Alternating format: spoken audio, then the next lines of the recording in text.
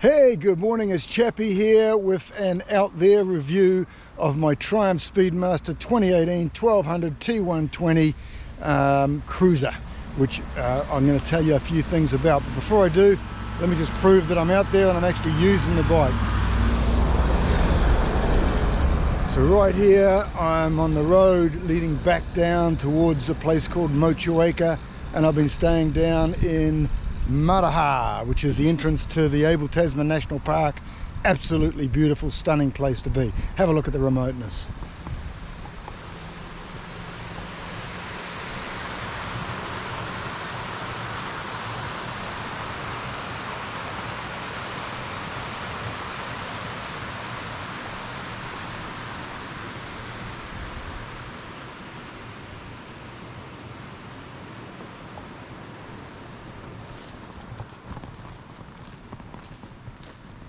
Alright, let me talk to you about the 2018. I have now done 3,000 kilometers on this particular trip. I went to the Burt Munro Rally, got the t-shirt so I can prove I've been there.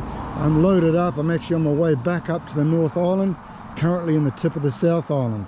So this is not a ride around the block kind of review where someone just takes a bike out and then gives you, 5 minutes of, hey, felt nice, went well, and maybe a couple of negatives. So I'll give you the bottom line of this bike. I bought it sight unseen from Australia, and then rocked up to New Zealand and was absolutely wrapped. It was everything that it was supposed to be. Only had 6,000 K on it. Beautiful condition, and the owner had already put on the saddlebags. Let me point out a few things here. So the bike came to me with the Triumph official saddlebags, which I'm finding really good. People sort of have various comments about those, but I like them. They work well. I can get a lot of stuff in there. It came with the, which you can hardly see, the back rack and the luggage carrier there at the back. I'm loaded up. That's all my camping gear there.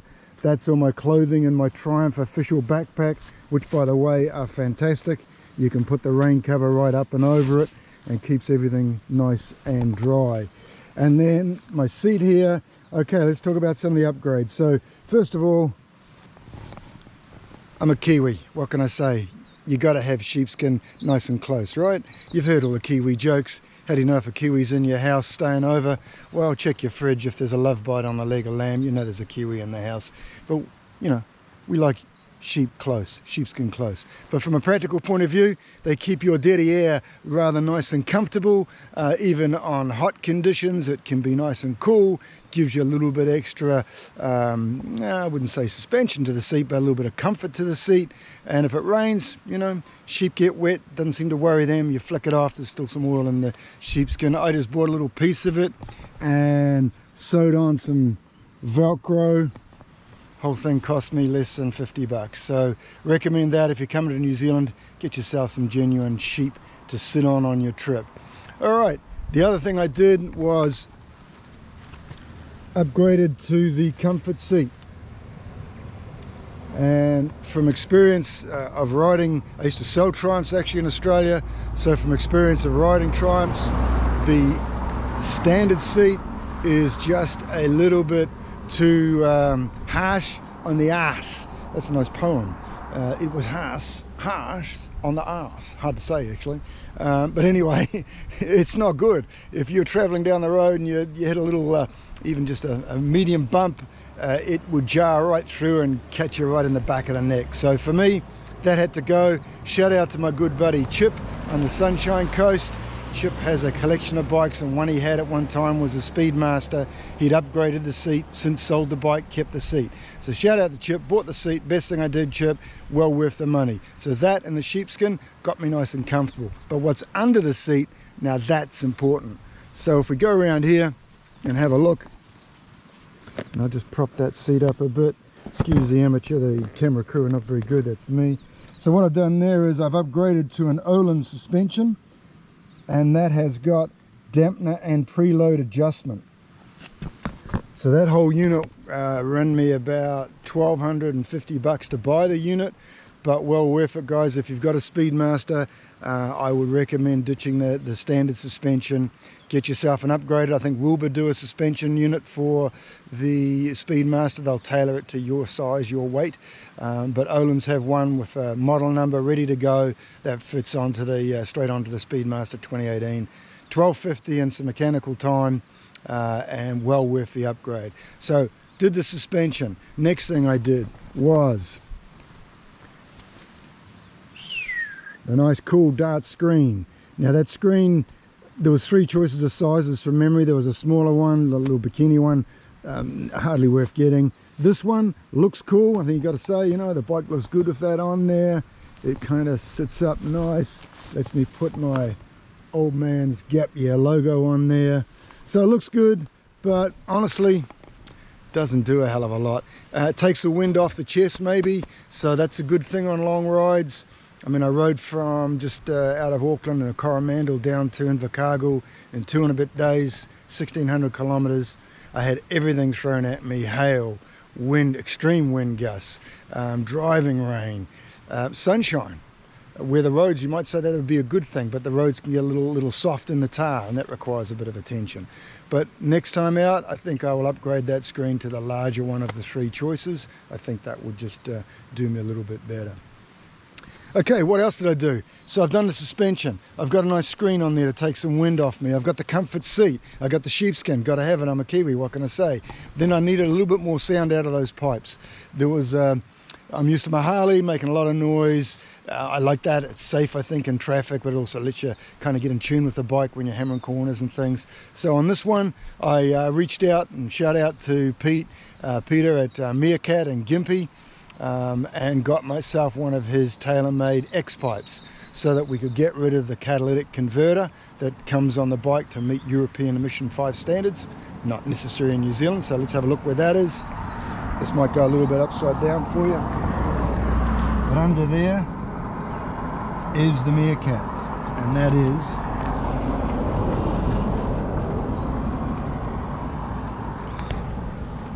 no doubt there's some road dirt down there. Got to have a good clean when I get back. But that does kind of 4 things. The catalytic converter stifles out some power, so by putting an X pipe on there, you pick up about, they say, you know, around about 4 horsepower. Yeah, it's snappy. It's got some good grunt to it. These are great motors, so I noticed the difference, definitely. So that's +1. +2, you get rid of about 8 kilos of just dead weight under the bike in that catalytic converter. It also, the catalytic converter, because it's rerunning the gases, the muffler fumes around to clean up emissions for European standards. So it gets hot, so you can get rid of the heat shield under there. You don't need it. And the other thing is the bike sounds good. It's got a nice throatier sound without being over the top. So you pick up those, there's kind of 4 benefits: weight, power, heat, and sound. So to me that was worth doing. That'll run you, depending who you get to fit it and so forth. The unit itself from memory was a little over 350. You could fit it yourself. There's a couple of tricks to it. If you're going to fit it, send me something in the comments and I'll give you a couple of tips about how to fit that, because yeah, it was just a little bit trickier than we thought. Shout out to Jared at Loop Motorcycles in the Coromandel. He did my work on the bike, put the suspension on, adjusted the suspension because he has racing experience and works with race teams, so he knows how to do that, and fitted the catalytic, the X pipe in there as well. So the other thing Jared recommended, and I thank him for, was these babies, and that is the Michelin Ultra Marathon by Metzeler. Jared runs these on race bikes, and at the brand of Metzeler. He recommended the Ultra Marathons for the Cruiser, and they have been absolutely spot on. Thanks, Jared. I have been in horrendous weather. Even got caught coming into Invercargill on the last day of entering in to get there on time for the rally. Massive wind gusts, hail, combination of some really sheeny tar and a little bit of a sort of off-cambered pothole type thing that they'd tarred up, and I got the tank slaps at about 95k. I thought I was going down. I thought that was it, but testimony to the tyres, the suspension, the setup of the bike, probably the traction control, everything just smoothed out on it. I stayed consistent with the throttle and we got through it, but that was scary. good bike, good setup, good tyres, and that can save you some grief. So yeah, thanks for all of that. So a couple other things I did. I put the nice little Union Jack emphasized knee pads on there. They just look cool. I think they look good, and not much else I can tell you other than how do I rate the bike. How would I rate the Speedmaster?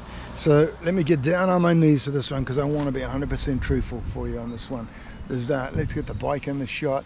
How would I rate the Speedmaster 2018 1200 T120 by Triumph? Okay, here's what I'm going to do. It's safer than my Harley. I got a Softail Deluxe 2007, no ABS, no traction control, single disc up front, produces about the same horsepower as this, but it's damn near 100 kilos heavier. So this bike, it's not about the number on the page when it comes to horsepower, it's power to weight ratio. This bike right here, at 240 kg fully wet, me at only 70 kg on a wet day, my load at about 55 kilos, it's still got awesome power to weight factoring. It gets up and boogies, smooth power, beautiful gearbox and clutch. It'll just get up and dance. If you've got to get out past an obstacle or a truck and you're sitting on 100k and you've got to dial up $1.40's worth of fish and chips, it will do it. It'll do it smoothly and beautifully. Handles, I mean, it almost handles like a sport bike. If I'm going to raise a negative, it's because it's got a low seat height, which is an oxymoron. It's a double-edged sword, isn't it? There's some profound statements there, because basically I wanted that. I didn't want a big tall bike. I want to flat foot the bike. I can do that on this. Feels good and safe.